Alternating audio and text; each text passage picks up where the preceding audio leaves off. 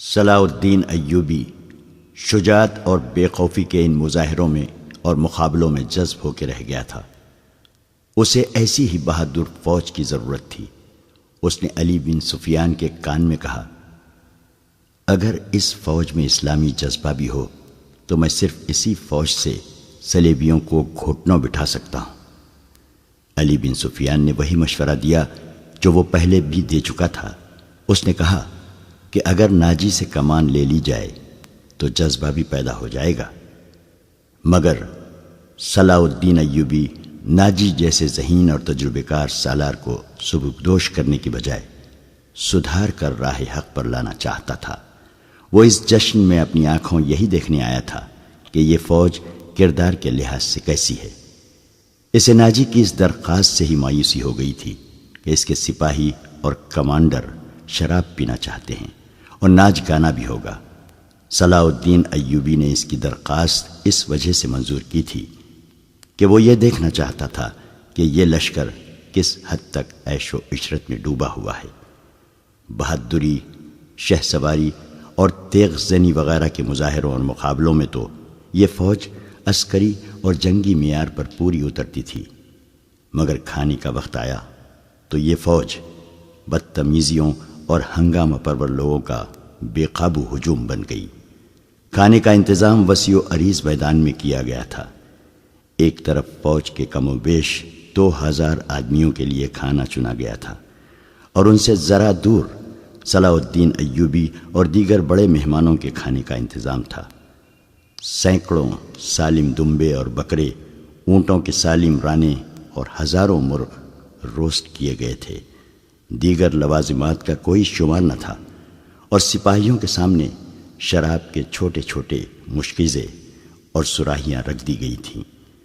سپاہی کھانے اور شراب پر ٹوٹ پڑے، گٹا گٹ شراب چڑھانے لگے اور مورکہ آرائی ہونے لگی۔ صلاح الدین ایوبی یہ منظر دیکھ رہا تھا اور خاموش تھا۔ اس کے چہرے پر کوئی ایسا تاثر نہیں تھا جو یہ ظاہر کرتا کہ وہ کیا سوچ رہا ہے۔ اس نے ناجی سے صرف اتنا پوچھا، 50,000 فوج میں سے آپ نے یہ سپاہی دعوت کے لیے کس طرح منتخب کیے تھے؟ کیا یہ آپ کے بدترین سپاہی ہیں؟ نہیں امیر مصر، ناجی نے غلامانہ لہجے میں جواب دیا، یہ 2000 عسکری میرے بہترین آدمی ہیں۔ آپ نے ان کے مظاہرے دیکھے ہیں لیکن ان کی بہادری نہیں دیکھی۔ میدان جنگ میں یہ جس جاں بازی کا مظاہرہ کریں گے وہ آپ کو حیران کر دے گا۔ آپ ان کی بدتمیزی کو نہ دیکھیں، یہ آپ کے اشارے پر جانیں قربان کر دیں گے۔ میں انہیں کبھی کبھی کھلی چھوٹ دے دیا کرتا ہوں تاکہ مرنے سے پہلے دنیا رنگ و بو سے پورا لطف اٹھا لیں۔ صلاح الدین ایوبی نے اس استدلال کے جواب میں کچھ بھی نہ کہا۔ ناجی جب دوسرے مہمانوں کی طرف متوجہ ہوا تو صلاح الدین ایوبی نے علی بن سفیان سے کہا، میں جو دیکھنا چاہتا تھا وہ دیکھ لیا ہے۔ یہ سوڈانی عسکری شراب اور ہنگامہ آرائی کے عادی ہیں۔ تم کہتے ہو کہ ان میں جذبہ نہیں، میں دیکھ رہا ہوں کہ ان میں کردار بھی نہیں۔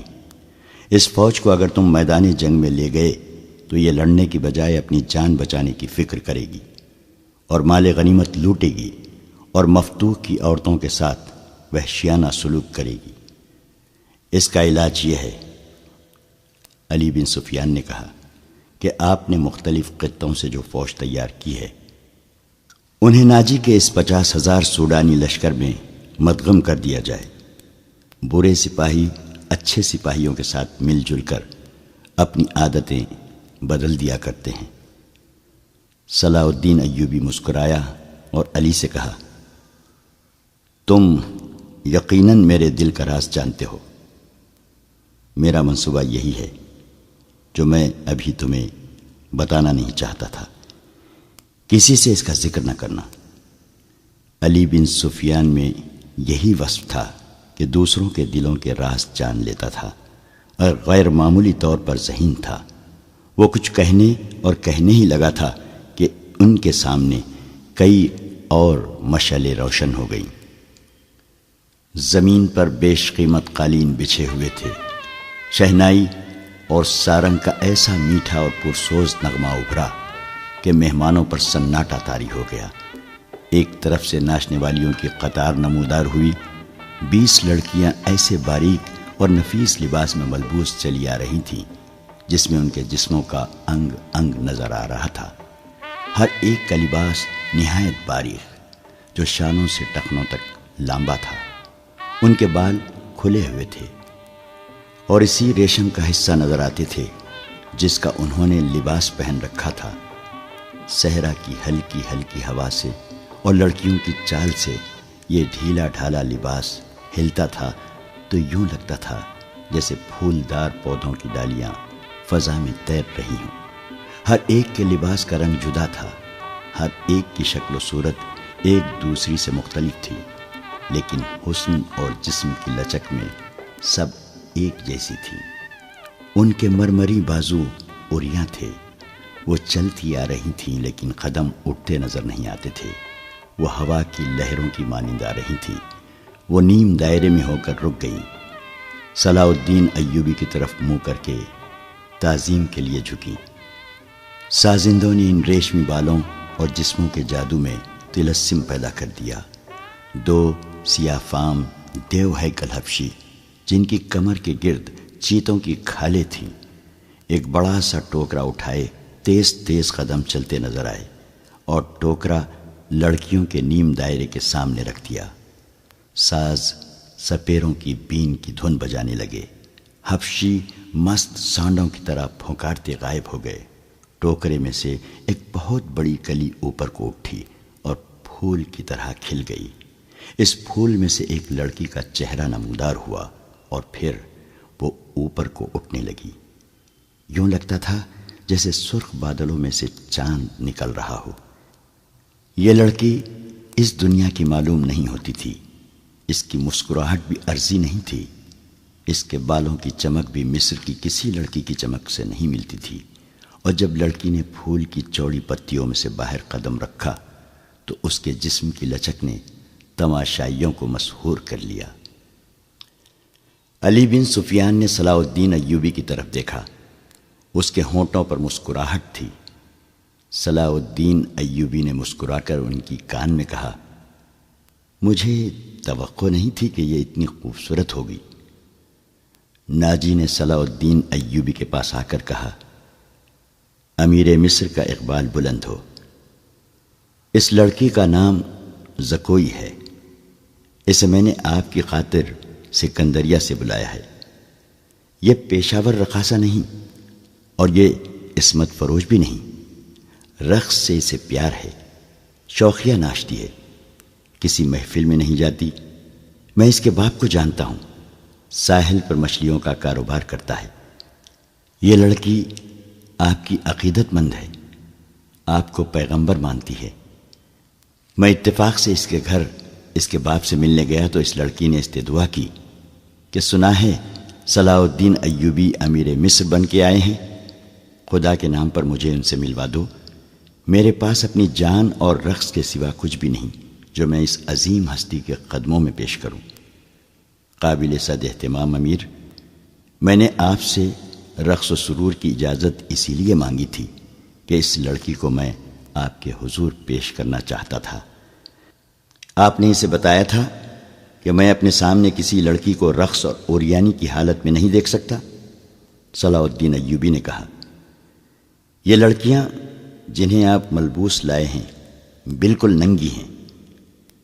عالی مقام، ناجی نے کھسیانہ ہو کے جواب دیا، میں نے بتایا تھا کہ امیر مصر رقص کو ناپسند فرماتے ہیں، لیکن یہ کہتی تھی کہ وہ میرا رقص پسند کریں گے کیونکہ میرے رقص میں دعوت گناہ نہیں۔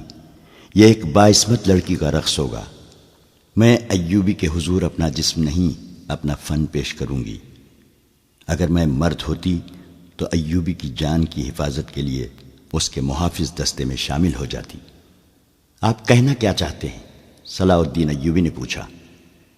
میں اس لڑکی کو اپنے پاس بلا کر اسے خراج تحسین پیش کروں کہ تم اپنے جسم کو ہزاروں مردوں کے سامنے اوریاں کر کے بہت اچھا ناچتی ہو۔ اسے اس پر شاباش کہوں کہ اس نے مردوں کے جنسی جذبات بھڑکانے میں خوب مہارت حاصل کی ہے؟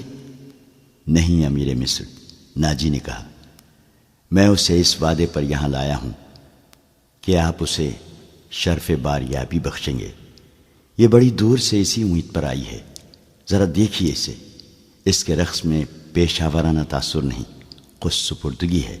دیکھیے آپ کو کیسی نظروں سے دیکھ رہی ہے۔ بے شک عبادت صرف اللہ کی جاتی ہے، لیکن یہ رقص کی اداؤں سے، عقیدت سے، مخمور نگاہوں سے آپ کی عبادت کر رہی ہے۔ آپ اسے اپنے خیمے میں آنے کی اجازت دے دیں، تھوڑی سی دیر کے لیے۔ اسے مستقبل کی وہ ماں سمجھیں جس کی کوکھ سے اسلام کی پاسبانی کے لیے جانباز جنم لیں گے۔ یہ اپنے بچوں کو بڑے فخر سے بتائے گی کہ میں نے صلاح الدین ایوبی سے تنہائی میں باتیں کرنے کا شرف حاصل کیا تھا۔ ناجی نے نہایت پراسرار الفاظ اور جذباتی لب و لہجے میں صلاح الدین ایوبی سے منوا لیا کہ یہ لڑکی جسے اس نے ایک بردہ فروش سے خریدا تھا، شریف باپ کی باعصمت بیٹی ہے۔ اس نے صلاح الدین ایوبی سے کہلوا لیا کہ اچھا اسے میرے خیمے میں بھیج دینا۔ زکوئی نہایت آہستہ آہستہ جسم کو بل دیتی اور بار بار صلاح الدین ایوبی کی طرف دیکھ کر مسکراتی تھی۔ باقی لڑکیاں اس کے گرد تتلیوں کی طرح جیسے اڑ رہی ہوں۔ یہ اچھل کود والا رقص نہیں تھا۔ مشعلوں کی روشنی میں کبھی تو یوں لگتا تھا جیسے ہلکے نیلے شفاف پانی میں جل پریاں تیر رہی ہوں۔ چاندنی کا اپنا ایک تاثر تھا۔ صلاح الدین ایوبی کے متعلق کوئی نہیں بتا سکتا کہ وہ گم سم بیٹھا کیا سوچ رہا تھا۔ ناجی کے سپاہی جو شراب پی کر ہنگامہ بپا کر رہے تھے، وہ بھی جیسے مر گئے تھے۔ زمین اور آسمان پر وجد طاری تھا۔ ناجی اپنی کامیابی پر بے حد مسرور تھا اور رات گزرتی جا رہی تھی۔ نصف شب کے بعد صلاح الدین ایوبی اس خوشنما خیمے میں داخل ہوا جو ناجی نے اس کے لیے نصب کرایا تھا۔ اندر اس نے قالین بچھا دیے تھے۔ پلنگ پر چیتے کی کھال کی مانند پلنگ پوش تھا۔ فانوس جو رکھوایا تھا اس کی ہلکی نیلی روشنی صحرا کی شفاف چاندنی کی مانند تھی اور اندر کی فضا عطر بیز تھی۔ خیمے کے اندر ریشمی پردے آویزاں تھے۔ ناجی صلاح الدین ایوبی کے ساتھ خیمے میں گیا اور پوچھا، اسے ذرا سی دیر کے لیے بھیج دوں؟ میں وعدہ خلافی سے بہت ڈرتا ہوں۔ بھیج دو، صلاح الدین ایوبی نے کہا، اور ناجی ہرن کی طرح چوکڑیاں بھرتا خیمے سے نکل گیا۔ تھوڑا ہی وقت گزرا ہوگا کہ صلاح الدین ایوبی کے محافظوں نے ایک رقاصہ کو اس خیمے کی طرف آتے دیکھا۔ خیمے کے ہر طرف مشعلیں روشن تھیں۔ روشنی کا یہ انتظام علی بن سفیان نے کرایا تھا تاکہ رات کے وقت محافظ گرد و پیش کو اچھی طرح سے دیکھ سکیں۔ رقاصہ قریب آئی تو انہوں نے اسے پہچان لیا۔ انہوں نے اسے رقص میں دیکھا تھا۔ یہ وہی لڑکی تھی جو ٹوکرے میں سے نکلی تھی۔ وہ زکوئی تھی۔ وہ رقص کے لباس میں تھی۔ یہ لباس توبہ شکن تھا۔ اس میں وہ عریاں تھی۔ محافظوں کے کمانڈر نے اسے روک لیا۔ زکوئی نے اسے بتایا اسے امیر مصر صلاح الدین ایوبی نے بلایا ہے۔ کمانڈر نے اسے بتایا کہ یہ ان امیروں میں سے نہیں جو تم جیسی فاحشہ لڑکیوں کے ساتھ راتیں گزارتے ہوں۔ آپ ان سے پوچھ لیں، زکوئی نے کہا۔ میں بن بلائے آنے کی جرت نہیں کر سکتی۔ ان کا بلاوا تمہیں کس طرح ملا تھا؟ کمانڈر نے پوچھا۔ سالار ناجی نے کہا ہے کہ تمہیں امیر مصر بلاتے ہیں، زکوئی نے کہا۔ آپ کہتے ہیں تو میں واپس چلی جاتی ہوں۔ امیر نے جواب طلبی کی تو خود بھگت لینا۔ کمانڈر تسلیم نہیں کر سکتا تھا کہ صلاح الدین ایوبی نے اپنی خوابگاہ میں ایک رقاصہ کو بلایا ہے۔ وہ ایوبی کے کردار سے واقف تھا۔ اس کے اس حکم سے بھی واقف تھا کہ ناچنے گانے والیوں سے تعلق رکھنے والے کو 100 درے لگائے جائیں گے۔ کمانڈر شش و پنج میں پڑ گیا۔ سوچ سوچ کر اس نے جرت کی اور صلاح الدین ایوبی کے خیمے میں چلا گیا۔ ایوبی اندر ٹہل رہا تھا۔ کمانڈر نے ڈرتے ڈرتے کہا، باہر ایک رقاصہ کھڑی ہے، کہتی ہے حضور نے اسے بلایا ہے۔ صلاح الدین ایوبی نے کہا، اسے اندر بھیج دو۔ کمانڈر باہر نکلا اور زکوئی کو اندر بھیج دیا۔ محافظوں کو توقع تھی کہ ان کا امیر اور سالار اعظم اس لڑکی کو باہر نکال دے گا۔ وہ سب اس کی گرجدار آواز سننے کے لیے تیار ہو گئے، مگر انہیں ایسی کوئی آواز نہ سنائی دی۔ رات گزرتی جا رہی تھی، اندر سے دھیمی دھیمی باتوں کی آوازیں سنائی دینے لگی۔ محافظ دستے کا کمانڈر بے قراری کے عالم میں ادھر ادھر ٹہلنے لگا۔ ایک محافظ نے اس سے کہا، کیا یہ حکم صرف ہمارے لیے ہے کہ کسی فاحشہ کے ساتھ تعلق رکھنا جرم ہے؟ ہاں، اس نے جواب دیا، حکم صرف ماتحتوں کے لیے اور قانون صرف رعایا کے لیے ہوتے ہیں۔ امیر مصر کو درے نہیں لگائے جا سکتے، بادشاہوں کا کوئی کردار نہیں ہوتا۔ کمانڈر نے جل کر کہا، صلاح الدین ایوبی شراب بھی پیتا ہوگا؟ ہم پر جھوٹی پارسائی کا رعب جمایا ہے۔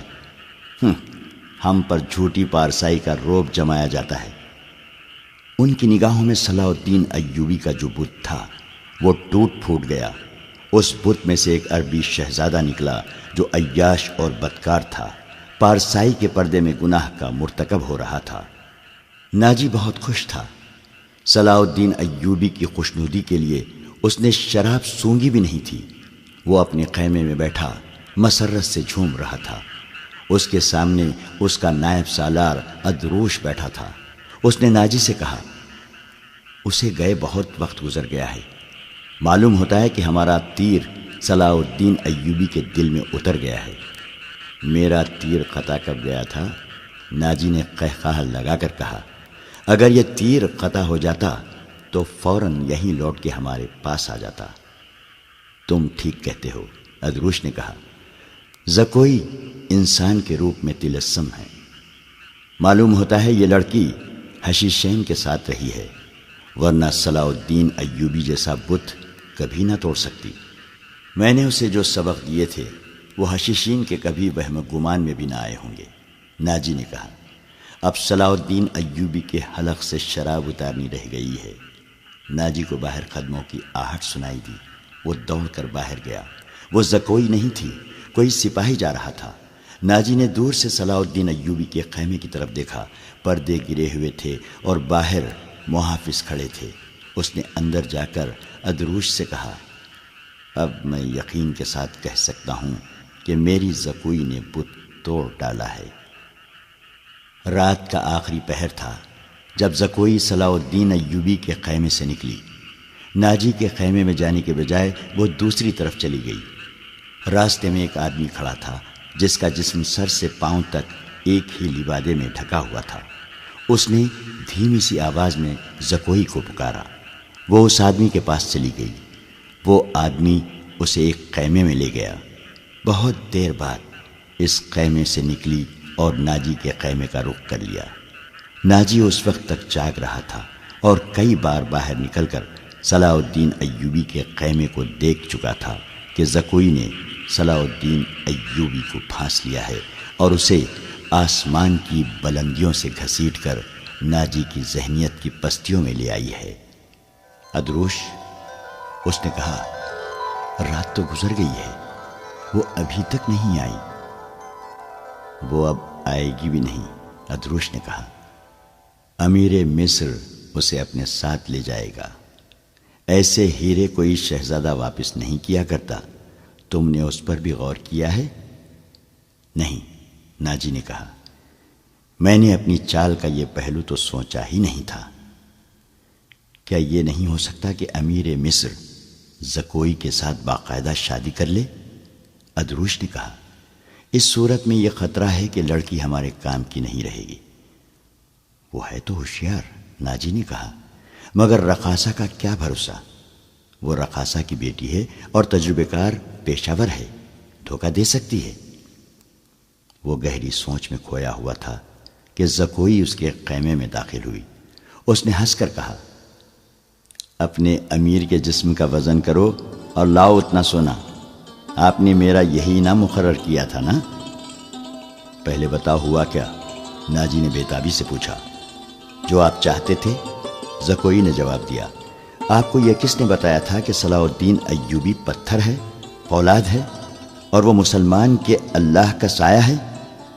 اس نے زمین پر پاؤں کا ٹھڈ مار کر کہا، وہ اس ریس سے زیادہ بے بس ہے جسے ہوا کے ہلکے ہلکے جھونکے اڑاتے پھرتے ہیں۔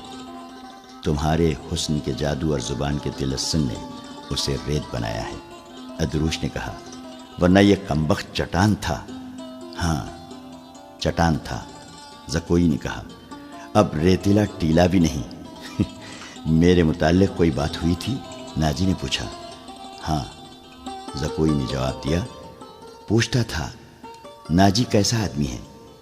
میں نے جواب دیا کہ مصر میں اگر کسی پر آپ کو اعتماد کرنا چاہیے تو وہ صرف ناجی ہے۔ اس نے پوچھا کہ تم کس طرح اسے جانتی ہو؟ میں نے کہا کہ وہ میرے باپ کے گہرے دوست ہیں، ہمارے گھر گئے تھے اور میرے باپ سے کہتے تھے کہ میں صلاح الدین ایوبی کا غلام ہوں، مجھے سمندر میں کودنے کا حکم دیں تو میں کود جاؤں گا۔ پھر اس نے مجھ سے پوچھا کہ تم باعصمت لڑکی ہو؟ میں نے کہا کہ میں آپ کی لونڈی ہوں، آپ کا ہر حکم سر آنکھوں پر۔ کہنے لگا، کچھ دیر میرے پاس بیٹھو۔ میں اس کے پاس بیٹھ گئی، پھر وہ اگر پتھر تھا تو موم ہو گیا اور میں نے موم کو اپنے سانچے میں ڈھال لیا۔ اس سے رخصت ہونے لگی تو اس نے مجھ سے معافی مانگی۔ کہنے لگا، میں نے زندگی میں پہلا گناہ کیا ہے۔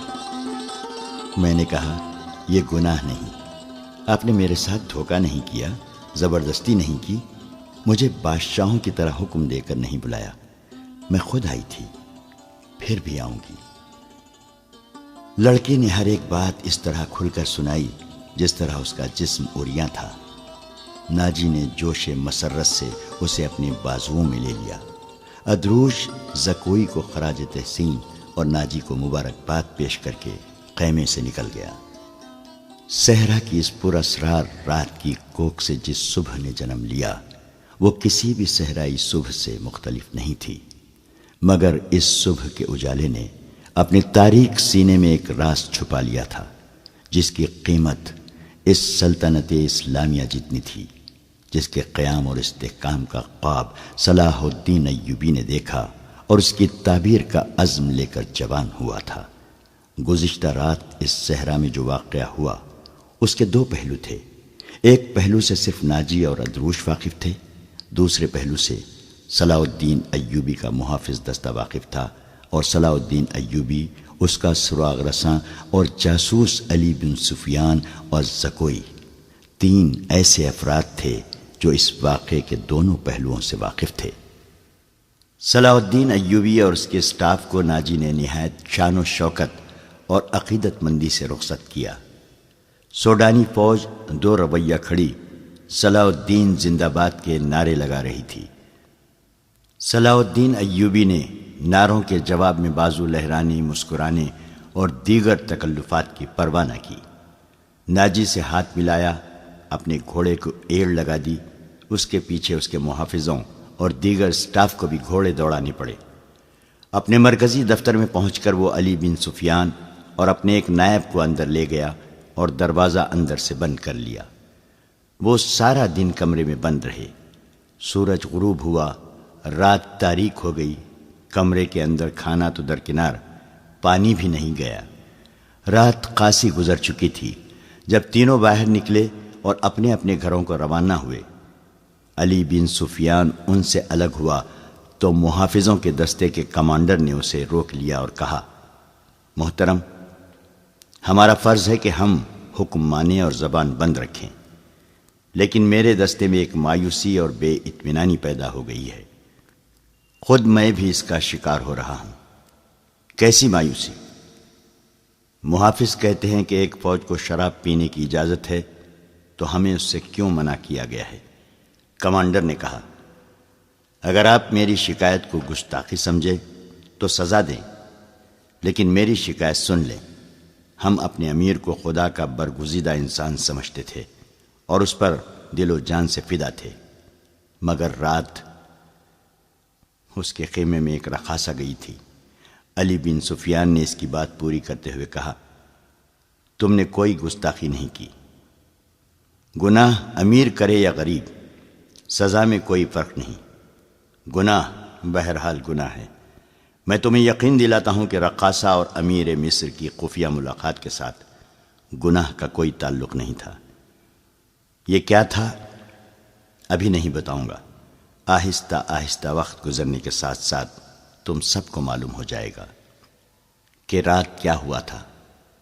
اس نے کمانڈر کے کندھے پر ہاتھ رکھ کر کہا، میری بات غور سے سنو عامر بن صالح، تم پرانے عسکری ہو، اچھی طرح جانتے ہو کہ فوج اور فوج کے سربراہوں کے کچھ راز ہوتے ہیں جن کی حفاظت ہم سب کا فرض ہے۔ رقاصہ اور امیر مصر کے خیمے میں جانا بھی ایک راز ہے۔ اپنے جابازوں کو کسی شک میں نہ پڑنے دو اور کسی سے ذکر تک نہ ہو کہ رات کیا ہوا تھا۔ علی بن سفیان کی قابلیت اور کارناموں سے یہ کمانڈر آگاہ تھا، مطمئن ہو گیا اور اس نے اپنے دستے کے شکوک رفع کر دیے۔ اگلے روز صلاح الدین ایوبی دوپہر کا کھانا کھا رہا تھا کہ اس سے اطلاع دی گئی کہ ناجی ملنے آیا ہے۔ صلاح الدین ایوبی کھانے سے فارغ ہو کر ناجی سے ملا۔ ناجی کا چہرہ بتا رہا تھا کہ گھبرایا ہوا ہے اور غصے میں بھی ہے۔ اس نے ہکلانے کے لہجے میں کہا، قابل صد احترام امیر، کیا یہ حکم آپ نے جاری کیا ہے کہ سوڈانی محافظ فوج کی 50,000 نفری مصر کی اس فوج میں مدغم کر دی جائے جو حال ہی میں تیار ہوئی ہے؟ ہاں ناجی، صلاح الدین ایوبی نے تحمل سے جواب دیا۔ میں نے کل سارا دن اور رات کا کچھ حصہ صرف کر کے اور بڑی گہری سوچ و بچار کے بعد یہ فیصلہ تحریر کیا ہے کہ جس فوج کے تم سالار ہو اسے مصر کی فوج میں اس طرح مدغم کر دیا جائے کہ ہر دستے میں سوڈانیوں کی نفری صرف 10% ہو، اور تمہیں یہ حکم بھی مل چکا ہوگا کہ تم اب اس فوج کے سالار نہیں ہوگے، تم فوج کے مرکزی دفتر میں آ جاؤ گے۔ عالی مقام ناجی نے کہا، مجھے کس جرم کی سزا دی جا رہی ہے؟ اگر تمہیں یہ فیصلہ پسند نہیں تو فوج سے الگ ہو جاؤ۔ صلاح الدین ایوبی نے کہا، معلوم ہوتا ہے میرے خلاف سازش کی گئی ہے۔ ناجی نے کہا، آپ کے بلند دماغ اور گہری نظر کو چھان بین کر لینی چاہیے۔ مرکز میں میرے بہت سے دشمن ہیں۔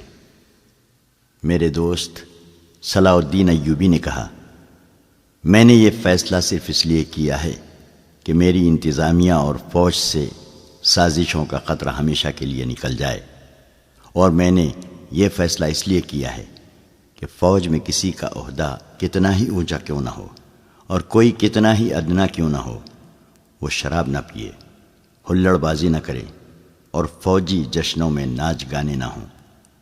لیکن علی جاں، ناجی نے کہا، میں نے حضور سے اجازت لے لی تھی، اور میں نے شراب اور ناچ گانے کی اجازت صرف اس لیے دی تھی کہ اس فوج کو اس کی اصل حالت میں دیکھ سکوں جسے تم ملت اسلامیہ کی فوج کہتے ہو۔ میں 50,000 نفری کو برطرف نہیں کر سکتا۔ مصری فوج میں سے اسے مدغم کر کے اس کے کردار کو سدھار دوں گا۔ اور یہ بھی سن لو کہ ہم میں کوئی مصری، سوڈانی، شامی اور عجمی نہیں ہے، ہم مسلمان ہیں، ہمارا جھنڈا ایک اور مذہب ایک ہے۔ امیر عالی مرتبت نے یہ تو سوچا ہوتا کہ میری حیثیت کیا رہ جائے گی جس کے تم اہل ہو۔ صلاح الدین ایوبی نے کہا، اپنے ماضی پر خود ہی نگاہ ڈالو، ضروری نہیں کہ اپنی کارستانیوں کی داستان مجھ سے سنو، فوراً واپس ہو جاؤ، اپنی فوج کی نفری، سامان، جانوروں، سامان خورد و نوش وغیرہ کے کاغذات تیار کر کے میرے نائب کے حوالے کر دو۔ 7 دن کے اندر میرے حکم کی تعمیل مکمل ہو جائے۔ ناجی نے کچھ کہنا چاہا لیکن صلاح الدین ایوبی ملاقات کے کمرے سے نکل گیا۔ یہ بات ناجی کے خفیہ حرم میں بھی پہنچ گئی تھی کہ زکوئی کو امیر مصر نے رات بھر کا شرف باریابی بخشا ہے۔ زکوئی کے خلاف حسد کی آگ پہلے ہی پھیلی ہوئی تھی۔ اسے آئے ابھی بہت تھوڑا عرصہ گزرا تھا، لیکن ناجی پہلے روز سے ہی اسے اپنے ساتھ رکھنے لگا تھا۔ اسے ذرا سی دیر کے لیے بھی اپنے اس حرم میں جانے نہ دیتا تھا جہاں اس کی دل پسند ناچنے والی جوان لڑکیاں رہتی تھیں۔ زکوئی کو اس نے الگ کمرہ دیا تھا۔ انہیں یہ تو معلوم نہ تھا کہ ناجی اسے صلاح الدین ایوبی کو موم کرنے کی ٹریننگ دے رہا ہے اور وہ کسی بہت بڑے تقریبی منصوبے پر کام کر رہا ہے۔ یہ رقاصائیں یہ دیکھ کر جل بھن گئی تھیں کہ زکوئی نے ناجی پر قبضہ کر لیا ہے اور اس کے دل میں ان کے خلاف نفرت پیدا کر دی ہے۔ حرم کی 2 لڑکیاں زکوئی کو ٹھکانے لگانے کی سوچتی رہتی تھیں۔ اب انہوں نے دیکھا کہ زکوئی کو امیر مصر نے بھی اتنا پسند کیا ہے کہ اسے رات بھر اپنے خیمے میں رکھا ہے، تو وہ پاگل سی ہو گئی۔ اسے ٹھکانے لگانے کا واحد طریقہ قتل تھا۔ قتل کے 2 ہی طریقے ہو سکتے تھے، زہر یا کرائے کا قاتل جو اسے سوتے میں قتل کرائے۔ دونوں طریقے ممکن نہیں تھے کیونکہ زکوئی باہر نہیں نکلتی تھی اور زہر دینے کے لیے اس تک رسائی نہیں ہو سکتی تھی۔ ان دونوں نے حرم کی سب سے زیادہ چالاک ملازمہ کو اعتماد میں لے رکھا تھا، اسے انعام و اکرام دیتی رہتی تھیں۔ جب حسد کی انتہا نے ان کی آنکھوں میں خون اتار دیا تو انہوں نے اس ملازمہ کو منہ مانگے انعام کا لالچ دے کر اپنا مدعا بیان کر دیا۔ یہ ملازمہ بڑی منجھی ہوئی عورت تھی۔ اس نے کہا کہ سالار کی رہائش گاہ میں جا کر زکوئی کو زہر دینا ممکن نہیں ہے، موقع محل دیکھ کر اسے خنجر سے قتل کیا جا سکتا ہے، اس کے لیے وقت چاہیے۔ اس نے وعدہ کیا کہ وہ زکوئی کی نقل و حرکت پر نظر رکھے گی، ہو سکتا ہے کہ کوئی موقع جلدی نکل آئے۔ اس جرائم پیشہ عورت نے یہ بھی کہا کہ اگر کوئی موقع نہ نکلا تو حشیشین کی مدد حاصل کی جائے گی، مگر وہ معاوضہ بہت زیادہ لیتے ہیں۔ دونوں لڑکیوں نے اسے یقین دلایا کہ وہ زیادہ سے زیادہ معاوضہ دینے کو تیار ہیں۔ ناجی بے حد غصے کے عالم میں اپنے کمرے میں ٹہل رہا تھا۔ زکوئی اسے ٹھنڈا کرنے کی بہت کوشش کر رہی تھی، لیکن اس کا غصہ بڑھتا جا رہا تھا۔ آپ مجھے اس کے پاس جانے دیں، زکوئی نے چوتھی بار کہا۔ میں اسے شیشے میں اتار لوں گی۔ بیکار ہے، ناجی نے گرج کر کہا۔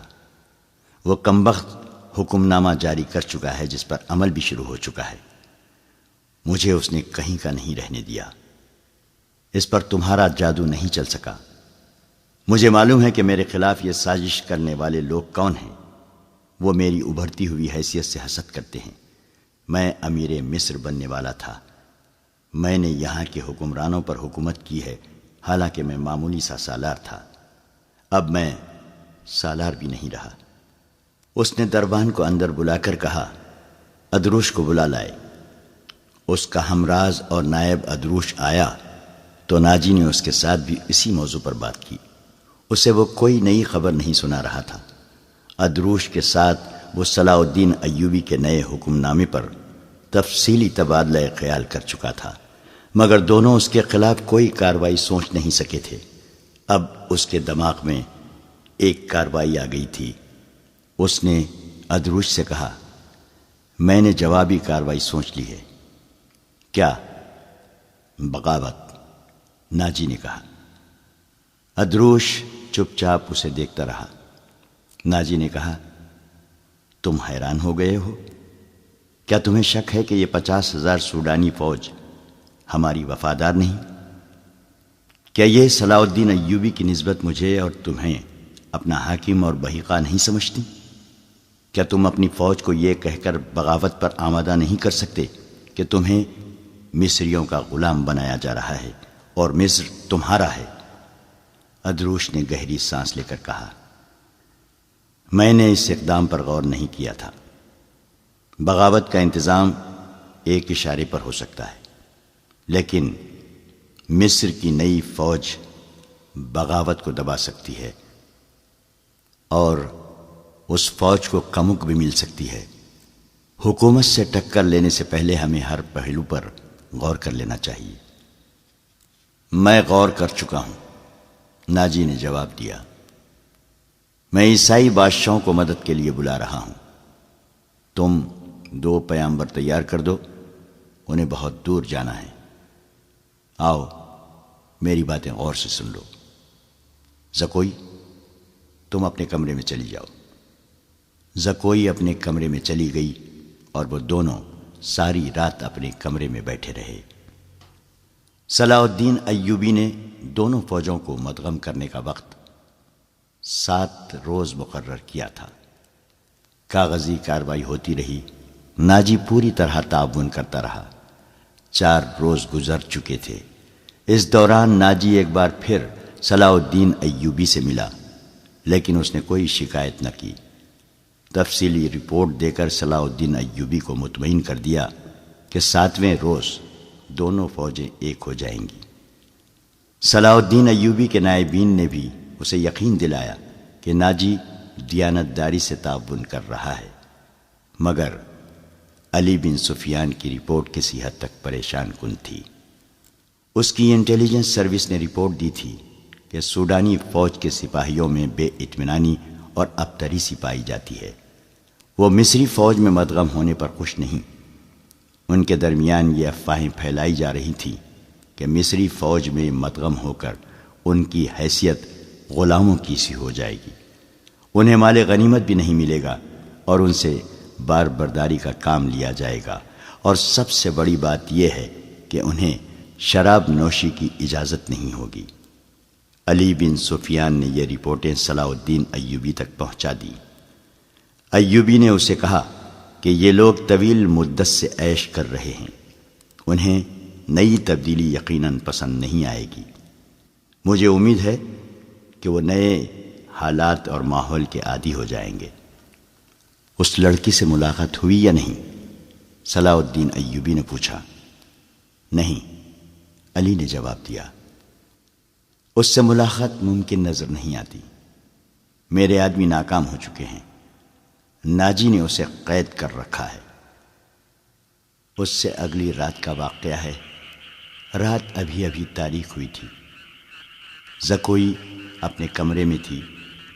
ناجی ادروش کے ساتھ اپنے کمرے میں تھا۔ اسے گھوڑوں کے قدموں کی آوازیں سنائی دی۔ اس نے پردہ ہٹا کر دیکھا۔ باہر کے چراغوں کی روشنی میں اسے 2 گھوڑ سوار گھوڑوں سے اترتے دکھائی دیے۔ لباس سے وہ تاجر معلوم ہوتے تھے، لیکن وہ گھوڑوں سے اتر کر ناجی کے کمرے کی طرف چلے تو ان کی چال بتاتی تھی کہ یہ تاجر نہیں۔ اتنے میں ادروش باہر نکلا۔ دونوں سوار اسے دیکھ کر رک گئے اور ادروش کو سپاہیوں کے انداز سے سلام کیا۔ ادروش نے ان کے گرد گھوم کر ان کے لباس کا جائزہ لیا، پھر انہیں کہا کہ ہتھیار دکھاؤ۔ دونوں نے پھرتی سے چوغے کھولے اور ہتھیار دکھائے۔ ان کے پاس چھوٹی تلواریں اور ایک خنجر تھا۔ ادروش انہیں اندر لے گیا۔ دربان ایک طرف کھڑا تھا۔ زکوئی گہری سوچ میں کھو گئی۔ وہ کمرے سے نکلی اور ناجی کے کمرے کا رخ کیا، مگر دربان نے اسے دروازے پر روک لیا اور کہا کہ اسے حکم ملا ہے کہ کسی کو اندر نہ جانے دوں۔ زکوئی کو وہاں ایسی حیثیت حاصل ہو گئی تھی کہ وہ کمانڈروں پر بھی حکم چلانے لگی تھی۔ دربان کے روکنے سے بھی وہ سمجھ گئی کہ کوئی خاص بات ہے۔ اسے یاد آیا کہ 2 راتیں پہلے ناجی نے اس کی موجودگی میں ادروش سے کہا تھا، میں عیسائی بادشاہوں کو مدد کے لیے بلا رہا ہوں، تم 2 پیامبر تیار کرو، انہیں بہت دور جانا ہے۔ اور پھر اس نے زکوئی کو اپنے کمرے میں چلے جانے کو کہا تھا، اور اس نے بغاوت کی باتیں بھی کی تھیں۔ یہ سب کچھ سوچ کر وہ اپنے کمرے میں واپس چلی گئی۔ اس کے اور ناجی کے خاص کمرے کے درمیان ایک دروازہ تھا جو دوسری طرف سے بند تھا۔ اس نے اسی دروازے کے ساتھ کان لگا دیے۔ ادھر کی آوازیں دھیمی تھیں، اسے کوئی بات سمجھ نہ آئی۔ کچھ دیر بعد اسے ناجی کی بڑی صاف آواز سنائی دی۔ اس نے کہا، آبادیوں سے دور رہنا، اگر کوئی شک میں پکڑنے کی کوشش کرے تو تم سب سے پہلے یہ پیغام غائب کرنا، جان پر کھیل جانا، جو بھی راستے میں حائل ہو اسے ختم کر دینا۔ تمہارا سفر 4 دنوں کا ہے، 3 دنوں میں پہنچنے کی کوشش کرنا۔ سمت یاد کر لو، شمال مشرق۔ دونوں آدمی باہر نکلے۔ زکوئی بھی باہر آ گئی۔ اس نے دیکھا کہ وہ دونوں گھوڑوں پر سوار ہو رہے تھے۔ ناجی اور ادروش بھی باہر کھڑے تھے۔ سواروں کو الوداع کہنے نکلے ہوں گے۔ سوار بہت تیزی سے روانہ ہو گئے۔ ناجی نے زکوئی کو دیکھا تو اسے بلا کر کہا، میں باہر جا رہا ہوں، کام بہت ہے، تم آرام کرو، اگر اکیلے دل نہ لگے تو حرم میں گھوم پھر آنا۔ ہاں، زکوئی نے کہا، جب سے آئی ہوں باہر نہیں نکلی۔ ناجی اور ادروس چلے گئے۔ زکوئی نے چوغا پہنا، کمر بند میں خنجر رکھا اور حرم کی طرف چل پڑی۔ وہ جگہ چند 100 گز دور تھی۔ وہ ناجی پر یہ ظاہر کرنا چاہتی تھی کہ وہ حرم میں گئی تھی۔ دربان کو بھی اس نے یہی بتایا۔ حرم میں داخل ہوئی تو وہاں کی رہنے والیوں نے اسے حیران ہو کے دیکھا۔ وہ پہلی دفعہ وہاں گئی تھی۔ سب نے اس کا استقبال احترام اور پیار سے کیا۔ ان 2 لڑکیوں نے بھی اسے خوش آمدید کہا جو اسے قتل کرانا چاہتی تھی۔ زکوئی سب سے ملی، ہر ایک کے ساتھ باتیں کی اور واپس چل پڑی۔ وہ ملازمہ بھی وہیں تھی جسے اس کے قتل کے لیے رکھا گیا تھا۔ اس نے زکوئی کو بڑی غور سے دیکھا۔ زکوئی باہر نکل گئی۔ حرم والے مکان اور ناجی کی رہائش گاہ کا درمیانی علاقہ اونچا نیچا تھا اور ویران۔ زکوئی حرم سے نکلی تو ناجی کی رہائش گاہ کی طرف جانے کی بجائے بہت تیز تیز دوسری سمت چل پڑی۔ ادھر ایک پگڈنڈی بھی تھی، لیکن زکوئی اس سے ذرا دور ہٹ کر جا رہی تھی۔ اس سے 15-20 قدم پیچھے ایک سیاہ سایہ چلا جا رہا تھا۔ وہ کوئی انسان ہی ہو سکتا تھا، مگر سر سے پاؤں تک ایک لبادے میں لپٹا ہونے کی وجہ سے سیاہ بھوت لگتا تھا۔ زکوئی کی رفتار تیز ہوئی تو اس بھوت نے اپنی رفتار اس سے بھی تیز کر دی۔ آگے گھنی جھاڑیاں تھیں، زکوئی ان میں روپوش ہو گئی۔ سیاہ بھوت بھی جھاڑیوں میں غائب ہو گیا۔ وہاں سے کوئی 250-300 گز آگے صلاح الدین ایوبی کی رہائش گاہ تھی، جس کے ارد گرد فوج کے اعلیٰ رتبوں کے افراد رہتے تھے۔ زکوئی کا رخ ادھر ہی تھا۔ وہ گھنی جھاڑیوں میں سے نکلی ہی تھی کہ بائیں طرف سے سیاہ بھوت اٹھا۔ چاندنی بڑی صاف تھی، پھر بھی اس کا چہرہ نظر نہیں آتا تھا۔ اس کے پاؤں کی آہٹ بھی نہیں تھی۔ بھوت کا ہاتھ اوپر اٹھا، چاندنی میں خنجر چمکا اور بجلی کی تیزی سے خنجر زکوئی کے بائیں کندھے اور گردن کے درمیان اتر گیا۔ زکوئی کی چیخ نہیں نکلی، خنجر اس کے کندھے سے نکل گیا۔ زکوئی نے اتنا گہرا زخم کھا کر بھی نہایت تیزی سے اپنے کمر بند سے خنجر نکالا۔ بھوت نے اس پر دوسرا وار کیا تو زکوئی نے اس کے خنجر والے بازو کو اپنے بازو سے روک کر اپنا خنجر بھوت کے سینے میں گھونپ دیا۔ اسے چیخ سنائی دی جو کسی عورت کی تھی۔ زکوئی نے اپنا خنجر کھینچ کر دوسرا وار کیا جو بھوت کے پیٹ میں اتر گیا۔ اس کے ساتھ ہی اس کے اپنے پہلو میں خنجر لگا، لیکن زیادہ گہرا نہیں اترا۔ بھوت چکرا کر گرا۔ زکوئی نے یہ نہیں دیکھا کہ اس پر حملہ کرنے والا کون تھا۔ وہ دوڑ پڑی۔ اس کے جسم سے خون بہت تیزی سے بہہ رہا تھا۔ صلاح الدین ایوبی کا مکان اسے چاندنی میں نظر آنے لگا۔ آدھا فاصلہ طے کر کے اسے چکر آنے لگے۔ اس کی رفتار سست ہونے لگی۔ اس نے چلانا شروع کر دیا، علی ایوبی، علی ایوبی۔ اس کے کپڑے لال سرخ ہو گئے تھے اور وہ بڑی مشکل سے قدم گھسیٹ رہی تھی۔ اس کی منزل تھوڑی ہی دور رہ گئی تھی، جہاں تک پہنچنا اس کے لیے ممکن نظر نہیں آتا تھا۔ وہ مسلسل صلاح الدین ایوبی اور علی بن سفیان کو پکارے جا رہی تھی۔ قریب کہیں ایک گشتی سنتری پھر رہا تھا۔ اسے اس کی آوازیں سنائی دیں تو وہ دوڑ کر پہنچا۔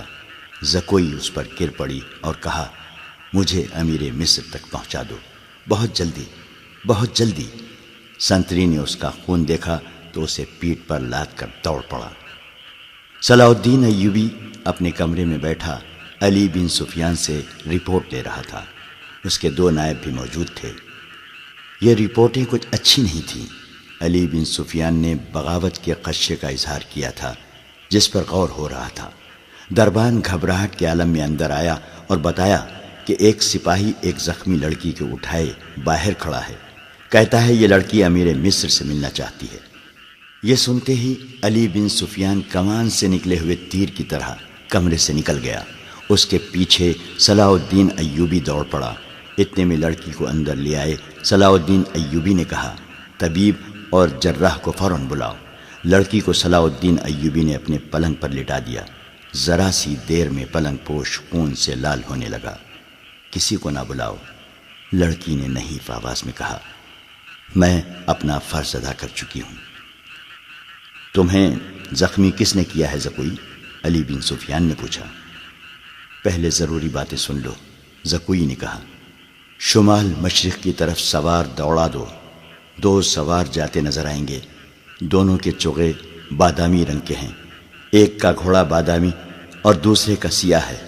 وہ تاجر لگتے ہیں۔ ان کے پاس سالار ناجی کا تحریری پیغام ہے جو عیسائی بادشاہ فرینک کو بھیجا گیا ہے۔ ناجی کی یہ سوڈانی فوج بغاوت کرے گی۔ مجھے اور کچھ بھی نہیں معلوم۔ تمہاری سلطنت سخت خطرے میں ہے۔ ان 2 سواروں کو راستے میں پکڑ لو، تفصیل ان کے پاس ہے۔ بولتے بولتے زکوئی کو غشی آنے لگی۔ 2 طبیب آ گئے۔ انہوں نے زکوئی کا خون بند کرنے کی کوششیں شروع کر دیں۔ اس کے منہ میں دوائیاں ڈالی جن کے اثر سے وہ بولنے کے قابل ہو گئی۔ وہ ضروری پیغام دے چکی تھی۔ اس کے بعد اس نے دوسری ساری باتیں سنائیں، مثلاً ناجی نے ادروش کے ساتھ کیا باتیں کی تھیں، اسے کس طرح اپنے کمرے میں بھیج دیا گیا تھا، ناجی کا غصہ اور بھاگ دوڑ، 2 سواروں کا آنا وغیرہ۔ پھر اس نے بتایا کہ اسے کچھ علم نہیں کہ اس پر حملہ کرنے والا کون تھا۔ وہ موقع موضوع دیکھ کر ادھر ہی رپورٹ دینے کے لیے آ رہی تھی کہ پیچھے سے کسی نے اسے خنجر گھونپ دیا۔ اس نے اپنا خنجر نکال کر حملہ آور پر حملہ کیا۔ حملہ آور کی چیخ بتاتی تھی کہ وہ کوئی عورت ہے۔ اس نے حملے کی جگہ بتائی۔ اسی وقت اس جگہ آدمی دوڑا دیے گئے۔ زکوئی نے کہا تھا کہ وہ زندہ نہیں ہو سکتی۔ اس کے خنجر اس کے سینے اور پیٹ میں لگے تھے۔ خون رک نہیں رہا تھا۔ زیادہ تر خون تو پہلے ہی بہہ گیا تھا۔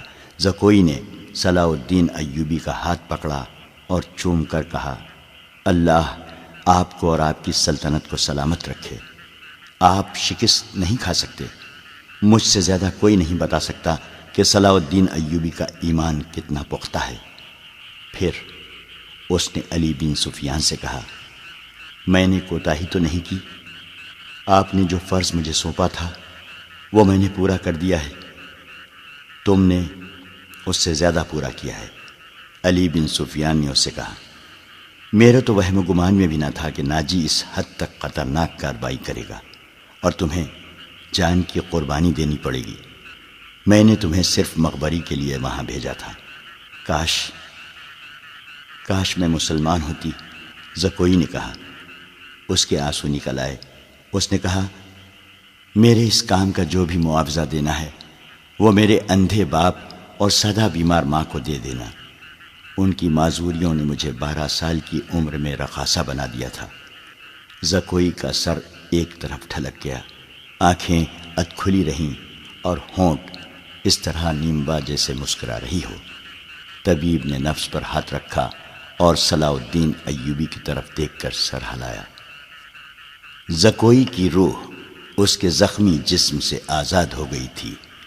صلاح الدین ایوبی نے کہا، یہ کسی بھی مذہب کی تھی، اسے پورے اعزاز کے ساتھ دفن کرو۔ اس نے اسلام کے لیے جان قربان کی ہے، یہ ہمیں دھوکہ بھی دے سکتی تھی۔ دربان نے بتایا کہ باہر ایک عورت کی لاش آئی ہے۔ جا کر دیکھا، وہ ایک ادھیڑ عمر کی عورت کی لاش تھی۔ جائے وقوع سے وہ 2 خنجر ملے تھے۔ اس عورت کو کوئی نہیں پہچانتا تھا۔ یہ ناجی کے حرم کی ملازمہ تھی جس نے انعام کے لالچ میں زکوئی پر قاتلانہ حملہ کیا تھا۔ رات کو ہی زکوئی کو فوجی اعزاز کے ساتھ دفن کر دیا گیا اور ملازمہ کی لاش گڑھا کھود کر دفنا دی گئی۔ دونوں کو خفیہ طریقے سے دفنایا گیا۔ انہیں جب دفنایا جا رہا تھا، صلاح الدین ایوبی نے نہایت اعلیٰ نسل کے 8 جوان گھوڑے منگوائے اور 8 سوار منتخب کر کے انہیں علی بن سفیان کی کمان میں ناجی کے ان 2 آدمیوں کے پیچھے دوڑا دیا جو ناجی کا پیغام لے کے جا رہے تھے۔ زکوئی کون تھی؟ وہ مراکش کی ایک رقاصہ تھی۔ کسی کو بھی معلوم نہیں کہ اس کا مذہب کیا تھا۔ وہ مسلمان نہیں تھی، عیسائی بھی نہیں تھی، جیسا کہ کہا جا چکا ہے کہ علی بن سفیان صلاح الدین ایوبی کی انٹیلیجنس یعنی جاسوسی اور سراغ رسانی کا سربراہ تھا۔ اسے دوسروں کے راز معلوم کرنے کے لیے کئی ڈھنگ اختیار کرنے پڑتے تھے۔ صلاح الدین ایوبی اسے اپنے ساتھ مصر لایا تھا۔ یہاں آ کر معلوم ہوا کہ سوڈانی فوج کا سالار ناجی سازشی اور شیطان ہے۔ اس کے اندرون خانہ حالات معلوم کرنے کے لیے علی بن سفیان نے جاسوسی کا جال بچھا دیا تھا۔ اسے راز کی ایک بات یہ معلوم ہوئی کہ ناجی حسن بن صباح کے فدائیوں کی طرح مخالفین کو حسین لڑکیوں اور حشیش سے پھانستا اور اپنا گرویدہ بناتا یا مروا دیتا ہے۔ علی بن سفیان نے تلاش بسیار کے بعد کسی کی وساست سے زکوئی کو مراکش سے حاصل کیا اور خود بردہ فروش کا بہروپ دھار کر اسے ناجی کے ہاتھ بیچ دیا۔ اس لڑکی میں ایسا جادو تھا کہ ناجی اسے صلاح الدین ایوبی کو پھانسنے کے لیے استعمال کرنا چاہتا تھا، مگر خود ہی اس لڑکی کے دام میں پھنس گیا۔ پھنسا بھی ایسا کہ اس کے سامنے وہ اپنے نائب سالار کے ساتھ راز کی باتیں کرتا رہا۔ اس نے زکوئی کو جشن کی رات صلاح الدین ایوبی کے خیمے میں بھیج دیا اور اپنی اس فتح پر بے حد مسرور تھا کہ صلاح الدین ایوبی کا اس نے بت توڑ دیا ہے۔ اب وہ اسی لڑکی کے ہاتھوں اسے شراب بھی پلا سکے گا اور پھر اسے اپنا مرید بنا لے گا۔ مگر اس کے فرشتے کو بھی نہیں معلوم ہو سکا کہ زکوئی صلاح الدین ایوبی ہی کی جاسوسہ تھی۔ وہ اسے خیمے میں رپورٹیں دیتی رہی اور صلاح الدین ایوبی سے ہدایات لیتی رہی تھی۔ اس کے خیمے سے نکل کر زکوئی دوسری طرف چلی گئی تھی، جہاں اسے منہ اور سر پر لپیٹے ایک آدمی ملا تھا۔ وہ آدمی علی بن سفیان تھا، جس نے اسے کچھ اور ہدایت دی تھی۔ اس کے بعد زکوئی ناجی کے گھر سے باہر نہ نکل سکی، اس لیے وہ علی بن سفیان کو کوئی رپورٹ نہ دے سکی۔ آخر اسے موقع مل گیا اور وہ ایسی خبر لے کر وہاں سے نکلی جو خدا کے سوا کسی اور کو معلوم نہ تھی۔ یہ زکوئی کی بد نصیبی تھی کہ حرم میں اس کے خلاف اس لیے سازش ہو رہی تھی کہ اس نے ناجی پر قبضہ کر لیا ہے۔ یہ سازش کامیاب ہو گئی اور زکوئی قتل ہو گئی، لیکن وہ اطلاع پہنچانے تک زندہ رہی۔ اس کے مرنے کے بعد کچھ عرصہ بعد وہ معاوضہ جو علی بن سفیان نے اس کے ساتھ طے کیا تھا، صلاح الدین ایوبی کی طرف سے انعام اور وہ رقم جو علی بن سفیان نے ناجی سے بردہ فروش کے بھیس میں زکوئی کی قیمت کے طور پر وصول کی تھی، مراکش میں زکوئی کے معذور والدین کو ادا کر دی۔ موت کی اس رات کے ستارے ٹوٹ گئے اور صبح طلوع ہوئی تو علی بن سفیان 8 سواروں کے ساتھ انتہائی تیز رفتار سے شمال مشرق کی طرف جا رہا تھا۔ آبادیاں دور پیچھے رہ گئی تھیں۔ اسے معلوم تھا کہ فرینک کے ہیڈ کوارٹر تک پہنچنے کا راستہ کون سا ہے۔ رات انہوں نے گھوڑوں کو تھوڑی سی دیر کے لیے آرام دے دیا تھا۔ یہ عربی گھوڑے تھکے ہوئے بھی تازہ دم لگتے تھے۔ دور افق پر کھجور کے چند ایک درخت میں علی کو 2 گھوڑے جاتے نظر آئے۔ اس نے اپنی پارٹی کو رستہ بدلنے اور اوٹ میں ہونے کے لیے ٹیلوں کے ساتھ ساتھ ہو جانے کو کہا۔ وہ صحرا کا رازدان تھا، بھٹکنے کا اندیشہ نہ تھا۔ اس نے رفتار اور تیز کر دی۔ اگلے 2 سواروں اور اس کی پارٹی میں کم و بیش 4 میل کا فاصلہ تھا۔ یہ فاصلہ طے ہو گیا مگر گھوڑے تھک گئے۔ وہ جب کھجوروں کے درختوں تک پہنچے تو 2 سوار کوئی 2 میل دور مٹی کی ایک پہاڑی کے ساتھ ساتھ جا رہے تھے۔ ان کے گھوڑے بھی شاید تھک گئے تھے۔ دونوں سوار اترے اور نظروں سے اوجھل ہو گئے۔ وہ پہاڑی کی اوٹ میں بیٹھ گئے ہیں، علی بن سفیان نے کہا اور راستہ بدل دیا۔ فاصلہ کم ہوتا گیا اور جب فاصلہ چند گز رہ گیا تو دونوں سوار اوٹ سے سامنے آئے۔ انہوں نے گھوڑوں کے سر پر دوڑنے کا شور سن لیا تھا۔ وہ دوڑ کر غائب ہو گئے۔ علی بن سفیان نے گھوڑے کو ایڑ لگائی۔ تھکے ہوئے گھوڑے نے وفاداری کا ثبوت دیا اور رفتار تیز کر دی۔ باقی گھوڑے بھی تیز ہو گئے۔ پہاڑی کے اندر گئے تو دونوں سوار وہاں سے جا چکے تھے، مگر دور نہیں گئے تھے، وہ شاید گھبرا بھی گئے تھے۔ آگے ریتیلی چٹانیں تھی، انہیں راستہ نہیں مل رہا تھا، کبھی دائیں جاتے کبھی بائیں۔ علی بن سفیان نے اپنے گھوڑے ایک صف میں پھیلا دیے اور بھاگنے والوں سے 100 گز دور جا پہنچا۔ ایک تیر انداز نے دوڑتے گھوڑے سے تیر چلایا جو ایک گھوڑے کی اگلی ٹانگ میں لگا۔ گھوڑا بے قابو ہو گیا۔ تھوڑی سی اور بھاگ دوڑ کے بعد وہ دونوں گھیرے میں آ گئے اور انہوں نے ہتھیار ڈال دیے۔ انہوں نے جھوٹ بولا، اپنے آپ کو تاجر کہا، لیکن تلاشی لی تو پیغام مل گیا جو ناجی نے انہیں دیا تھا۔ دونوں کو حراست میں لے لیا گیا، گھوڑوں کو آرام کا وقت دیا گیا اور یہ پارٹی واپس ہوئی۔ صلاح الدین ایوبی بے تابی سے انتظار کر رہا تھا۔ دن گزر گیا، رات بھی گزرتی جا رہی تھی۔ آدھی رات گزر گئی، ایوبی لیٹ گیا اور اس کی آنکھ لگ گئی۔ سحر کے وقت دروازے پر ہلکی سی دستک سے اس کی آنکھ کھل گئی۔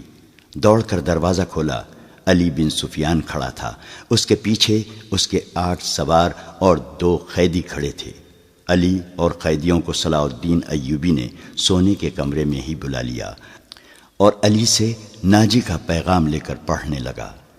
پہلے تو اس کے چہرے کا رنگ پیلا پڑ گیا، پھر جیسے یک لخت خون جوش مار کر اس کے چہرے اور آنکھوں میں چڑھ گیا ہو۔ ناجی کا پیغام خاصا طویل تھا۔ اس نے صلیبیوں کے ایک بادشاہ فرینک کو لکھا تھا کہ وہ فلاں دن اور فلاں وقت یونانیوں، رومیوں اور دیگر صلیبیوں کی بحریہ سے بحر روم کی طرف سے مصر میں فوجیں اتار کر حملہ کر دے۔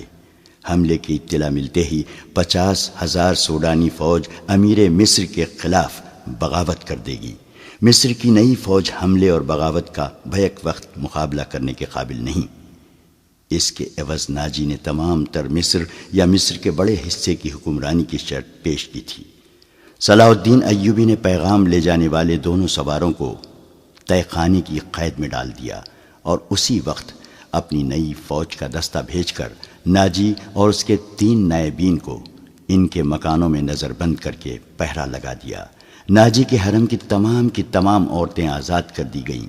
اس کے ذاتی خزانے کو سرکاری خزانے میں ڈال دیا گیا اور ساری کارروائی خفیہ رکھی گئی۔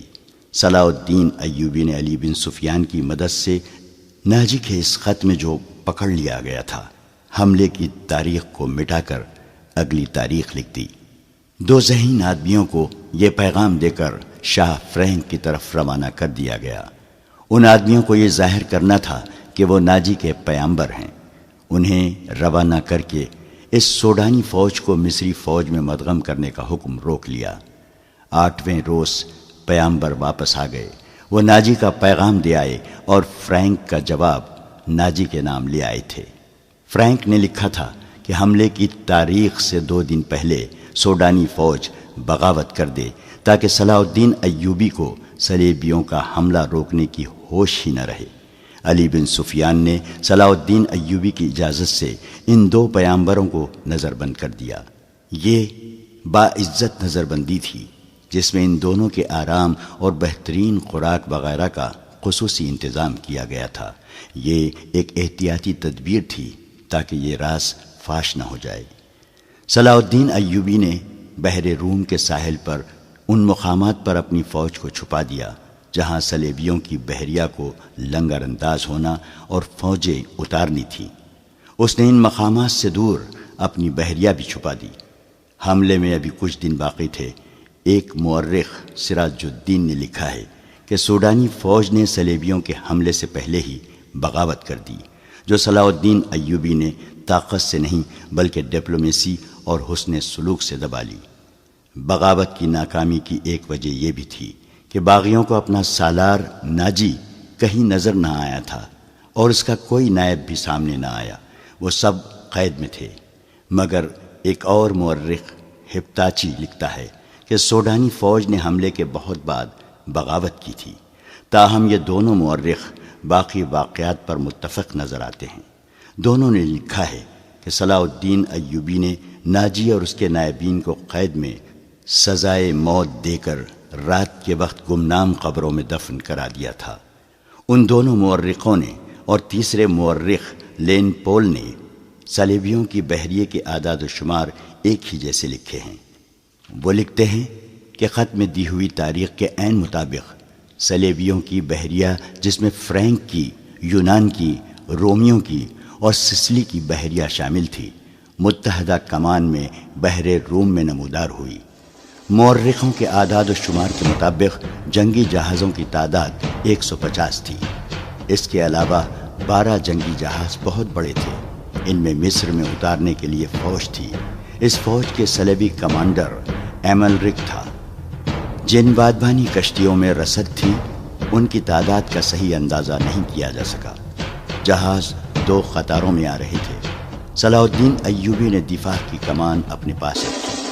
اس نے صلیبیوں کی بحریہ کو ساحل کے قریب آنے دیا۔ سب سے پہلے بڑے جہاز لنگر انداز ہوئے۔ اچانک ان پر آگ برسنے لگی۔ یہ منجنیقوں سے پھینکی ہوئی مشعلیں تھیں اور آگ کے گولے اور ایسی تیر بھی تھے جن کے پچھلے حصے جلتی ہوئی شعلوں کی مانند تھے۔ مسلمانوں کی برسائی ہوئی اس آگ نے جہازوں اور کشتیوں کے بادبانوں کو آگ لگا دی۔ جہاز لکڑی کے بنے ہوئے تھے، فوراً جل اٹھے۔ ادھر سے مسلمانوں کے چھپے ہوئے جہاز آ گئے، انہوں نے بھی آگ ہی برسائی۔ یوں معلوم ہوتا تھا جیسے بحر روم جل رہا ہو۔ صلیبیوں کے جہاز رخ موڑ کر ایک دوسرے سے ٹکرانے اور ایک دوسرے کو جلانے لگے۔ ان میں سے صلیبی فوج سمندر میں کود گئی۔ ان میں سے جو سپاہی ساحل کی طرف آئے وہ صلاح الدین ایوبی کے تیر اندازوں کا نشانہ بنے۔ ادھر نور الدین زنگی نے شاہ فرینک کی سلطنت پر حملہ کر دیا۔ فرینک نے اپنی فوج کو مصر میں داخل کرنے کے لیے خشکی کے ذریعے روانہ کر دیا تھا۔ فرینک صلیبیوں کی بحریہ کے ساتھ تھا۔ اسے اپنے ملک پر حملے کی اطلاع ملی تو بڑی مشکل سے جان بچا کر اپنے ملک میں پہنچا، مگر وہاں کی دنیا ہی بدل گئی تھی۔ بحر روم میں صلیبیوں کا متحدہ بیڑا نظر آتش ہو گیا اور فوج جل کر اور ڈوب کر ختم ہو گئی۔ صلیبیوں کا ایک کمانڈر ایملرک بچ گیا۔ اس نے ہتھیار ڈال کر صلح کی درخواست کی، جو بہت بڑی رقم کے عوض منظور کر لی گئی۔ یونانیوں اور سسلی والوں کے کچھ جہاز بچ گئے تھے۔ صلاح الدین ایوبی نے انہیں اپنے جہاز واپس لے جانے کی اجازت دے دی، مگر راستے میں ایسا طوفان آیا کہ تمام تر بچے کچے جہاز غرق ہو گئے۔ 19 دسمبر 1169 کے روز صلیبیوں نے اپنی شکست پر دستخط کیے اور صلاح الدین ایوبی کو تاوان ادا کیا۔ بیشتر مورخین اور ماہرین حرب و ضرب نے صلاح الدین ایوبی کی اس فتح کا صحرا اس کی انٹیلیجنس کے سر باندھا ہے۔ رقاصہ زکوئی کا ذکر اس دور کے ایک مراکشی واقع نگار اسد الاسدی نے کیا ہے، اور علی بن سفیان کا تعارف بھی اسی واقع نگار کی تحریر سے ہوا ہے۔ یہ تو ابتدا تھی۔ صلاح الدین ایوبی کی زندگی پہلے سے زیادہ خطروں میں گھر گئی۔